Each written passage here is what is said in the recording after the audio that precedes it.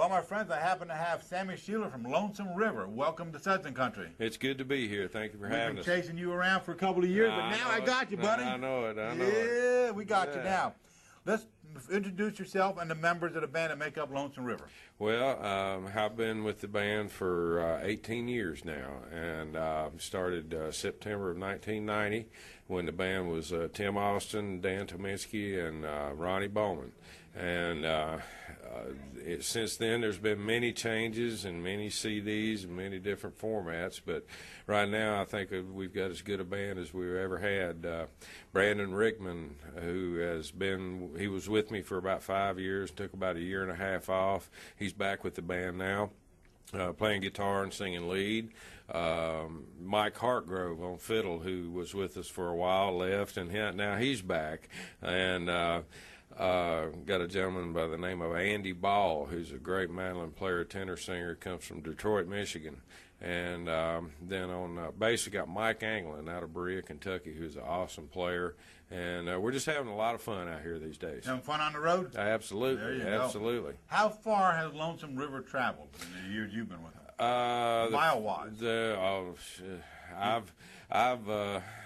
Since 1998, I've put about 700,000 miles on buses. So, it's hard to say. The farthest we've ever traveled at one time was going to Japan and doing a tour.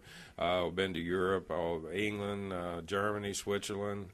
Just anywhere we can make a living playing music, that's where we're going to go. They like bluegrass over there? Oh, absolutely. They don't understand what you're saying, but the music is good. That's right. To them, it's all instrumental. That's right. Pretty much, isn't it? Well, I mean, they listen to the words too, but the funny thing is the Japanese musicians, there's a lot of bluegrass musicians in Japan, and they sing the lyrics in English, but really don't understand what they're singing, but they just emulate the albums that they hear. Let's talk about your album. You talk about albums. Tell us what you got out on the charts right now. Got a new CD on Rural Rhythm Records. Rural Rhythm has been great to work with on this first project with them, and it's called No Turning Back. Yes. And we worked really hard to find a lot of great material for this record, and we're really, really pleased with it. It's got a wide variety of material, some classic sounding Lonesome River Band stuff, and then some stuff with a little different twist to it. So we're real happy to have this out.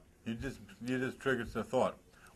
How has Lonesome River sound changed from 1990 when you came on board to what it is today, the new album out? Every time you have new personnel, you're going to have different personalities. Okay. And the sound's going to change somewhat, but we've tried to keep as close to the signature sound that we kind of developed in the early 90s.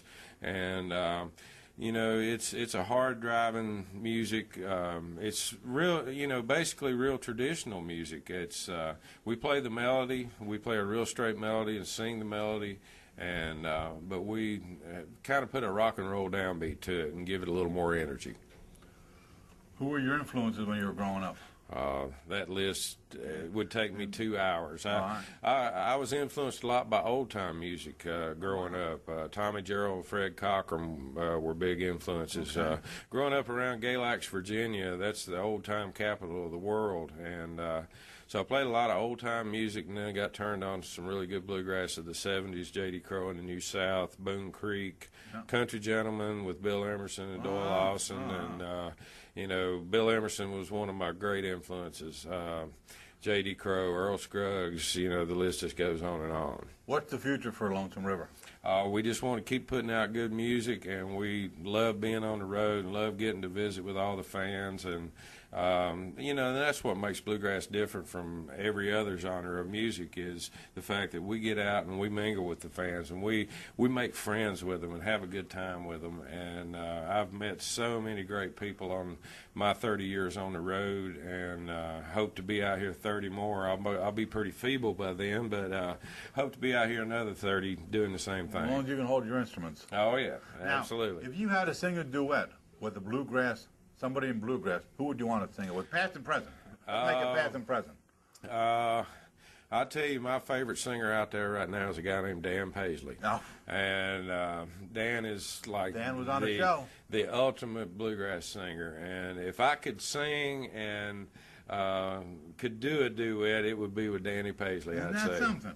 Danny, I see him at all the festivals. Oh, I had him yeah. on a show last year. All He's a good right. old boy, ain't he? Oh, absolutely, man. He's about a nutcase like the rest of us. He's a good old boy. Yes, now, sir. we need a website.